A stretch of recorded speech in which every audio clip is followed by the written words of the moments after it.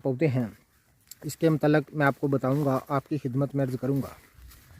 नाज़रीन इकराम, ज़बरदस्त नबातात की एक किस्म है जिसको हम सरकंडा बोलते हैं।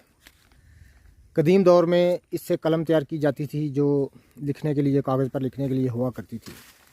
इसकी जड़ जो है बतौर दुआ मुश्तमिल है। ज़बरदस्त मदरे बोल, पेशाब को जारी करने वाली और रुके हुए हैज़ को जारी करने वाली इसकी जड़ जो है बतौर दुआ इस्तेमाल है। तो ये सरकंडा के मैं पौधे आपको दिखा रहा हूँ। इस तरह का होता है सरकंडा। ये एक जंगली झाड़ी होती है, झाड़ी नुमा एक पौधा होता है जिसको सरकंडा कहते हैं। नाज़रीन कदीम दौर में ये आप देख रहे हैं, इस डली से कलम तैयार किया जाती है, ये आप देख रहे हैं। तो इसकी जड़ का जो शांदा जो है, इसकी जड़ को पानी में पकाकर